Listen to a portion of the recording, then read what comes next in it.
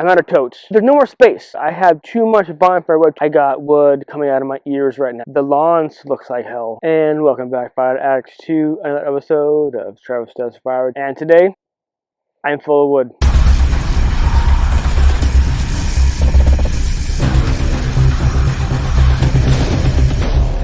So last episode, I got a little flack. I guess I was complaining. It is what it is, but this is all of those here is now gone. It is processed. It's off the ground. It's done. And that was a big push. The lawns looks like hell. I need to figure that out. But in doing so, yeah, it's been a whirlwind. So as you can see in my yard, I got wood coming out of my ears right now. So I'm hoping that the issue that I had late in 2024 of no more seasoned wood, having to buy wood and flipping it, still a margin of profit because of how I sell my firewood, but still not as much profit. So I am totally full. So what I want to show you today is how much wood I have, like an update. So this is the rack that I built that you saw. Yes, the OSB is not going to last. I understand that, but this is temporary. This is just to get this out, season and get it burned. So this wood here is heavier chunks, ugly chunks, stuff that I can't sell but want to burn, stuff that I can sell but a little bit too heavy. And this is going to be out in the open. Hopefully it will dry as soon as possible.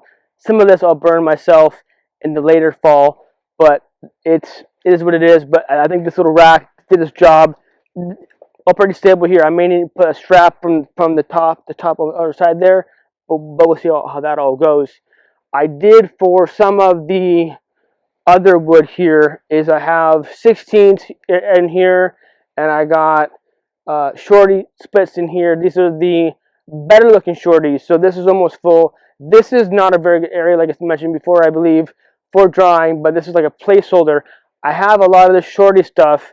I've contacted several of my customers wanting to know if they want shorty cuts in totes to be delivered in preparation for the fall, so to be seasoned there. So I'm hoping that will happen. In this section here, this whole wall here, this is I'm a little over 5 foot. This is a good, I don't know, 7-8 feet tall wall. I have several rows here of shorty maple splits in here, and then in the back I got fruit wood back there, if you can see it. So again, I think that this wall of hardwoods, wall of maple, is gonna be good for my sauna guy. That should be good to go. Then I got longer splits of maple in front, and in the back I got fruit wood. So I think you've seen that before, but I think I'm set here for the fall winter time. But I hope that I'm correct in that. You've seen the cedar, you've seen the fir before. What I haven't shown you is back here. So let's show this first. I got my yard a little bit cleaned up. It's still a mess, but a lot better than what it was. So here I have one tote of shorty splits, and it's back here out of the ways, more sun out of my way. And in theory, if I need to move this, I can. And then I put pallets down. It's up against this stack here of alder, but not too much where it's going to impede the drying process of this wood. But this is all bonfire wood. I have too much bonfire wood, too much big splits, gnarly splits, longer splits that I care to have, but it is what it is. So they're out of the way. Hopefully this will be tall enough that it will kind of block the view from the road on my property. But since I have this open space here, I can back up the truck, load it with this, load it with that, rock and roll. I like it. So, but I want to show you these firewood bags. Okay, they're right here. I've never used firewood bags before. I have two different types here. I have this type here, this flavor, and this flavor here. You kind of see it right below the 1165V. And these are, I think they're both half a cord bags, and they're useful. I just don't think I am doing it justice. I'm not doing it properly here. I think my main contact at Northern Woodsman, who sent me these bags to try out, he used like OSB plywood, some sort of like a jig insert inside the bags, and then filled them up, and then able to take the plywood out and I couldn't figure out how to do that. So I just kind of filled them up. They're kind of wonky, but all these bags here, I have 1, 2, and 3 behind me here. These are shorty splits, but they're gnarly. Either they have a curve to them, they have a knot in them. Just they're not uniform, but the knot wood, they're good burners. And this is all wood and all burn, but it's and I can definitely burn in my wood stove, but now I think I have too much wood. So I put this up for sale. I contacted one of my customers and offered it him on a discount. So hopefully I can offload 1, 2, and let's go see number 3 bag of the same type of wood. But no, I think the 3rd bag is actually small splits, so that would go for more money. But I'll show you that one. It's definitely heaping. My yard is I can't think. There's no more space. There's no more space for wood here. So this is the 3rd bag, and then these are smaller splits. So I think I have another customer who's going to be taking in a few of these totes of these smaller splits. These are going to be between 8 inches and 14 inches long, mostly all fir. Or I think this is, I don't know what type of wood this is, a pine type thing, another conifer wood. Anyway, so I have this bag. Again, they use these little boards to kind of brace it up against, but I'm not sure how well it's doing. I'm not sure I'm using these properly. If you have any suggestions, let me know down in the comments. But yeah, this bag here, 3rd bag. I think I have one more bag to use, but I think I'm making use of my yard for the most part here. So, but yeah, this tote, I'm out of totes. I am like I mentioned before, I don't have any more. I'm looking for them. But an update of how much wood I got from that last push. So this cage here is all bonfire wood. Another cage of bonfire wood. Another cage of bonfire wood. Now again, bonfire wood is going to be between 18 and 24 inches. It could be good looking small splits, but just the length of them makes them bonfire wood type thing. So like a knots in here, a bunch of crotches, stuff that you want to burn outside. This is another cookie bin. I could sell this too, but I think I'm going to have this be for my stuff for the later fall too, before I get into my hardwood, before it gets too cold. This is going to be my cookie bin, I think, for my wood stove. So just out in the open, getting dry as fast as possible. And last but not least, I have this little pallet here of the bark slabs that I think I have for free right now, just to get rid of them. But I think they're worth giving away because there's some meat on it, some some wood. You see the wood on there. There's some good stuff on here, and it'll definitely burn because the bark is definitely thick. So I don't know what to do. I thought I could stack across the street. I guess that's not potentially like an option. So I need to get that wood, that logs that I have over there, processed and then back over here. And like I mentioned before on my channel, when you don't have a lot of space, don't go horizontal, go vertical. So without having to build another structure in my yard, I think that the temporary use of bags and totes, I think, is the way to go. And maybe it's temporary racks, like I just built and then used. So that's not full right there. So I can definitely add some more there.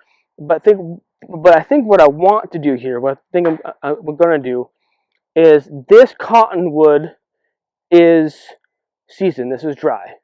This stuff is not. I think this is these are 16s mix of bundle grade and rack wood. Same here. I think this is more rack wood here. I have certain sections in here that is seasoned. Like I think, yeah, right here. I think this is noble fir. This is all seasoned.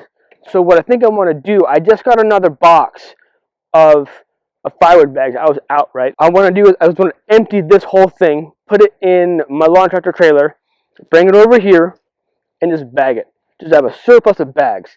That's what I want to do. And as of right now, I haven't had time to do that yet. But I want to take that over here. Here, I'll show you. I did this earlier. I brought over the lawn tractor trailer here and loaded up with one portion that is all cottonwood, all ready to go, all seasoned.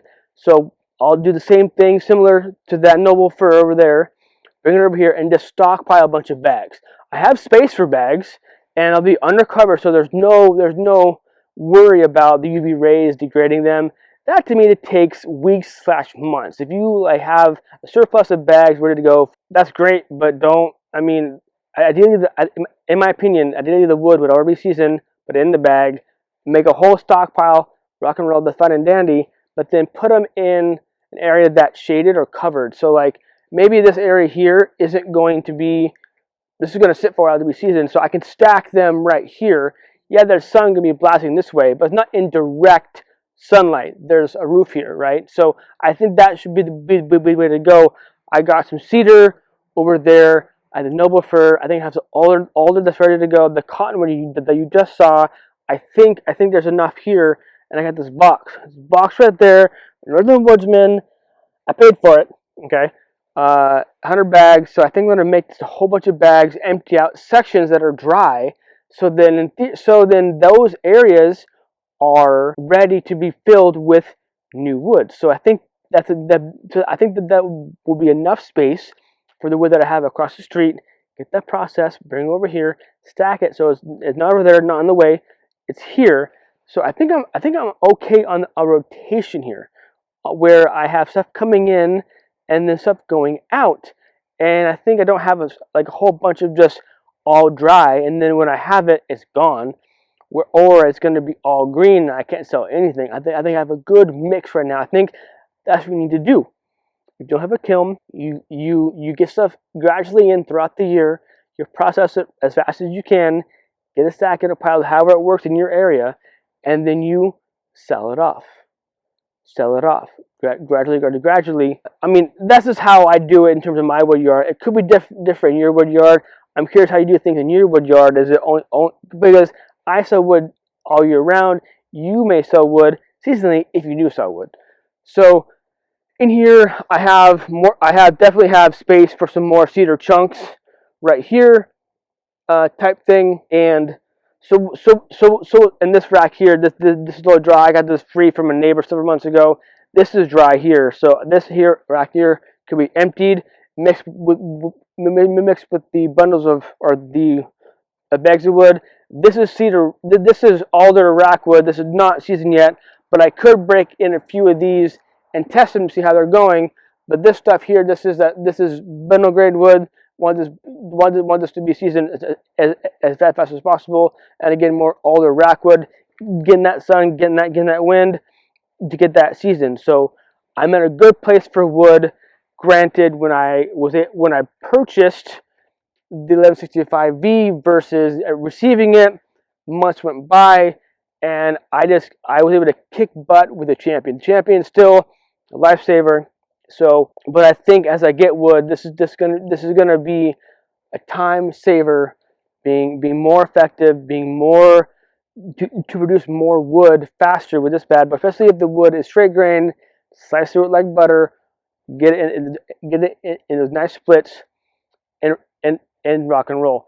If in the dryer racks, if I have some stuff that's rack wood that I don't, because I only have space for two regular racks up there, and one bonfire rack. So if I have rack wood that's seasoned, I can just put it maybe like for now in front of the bonfire wood down there type thing. But that's more touchy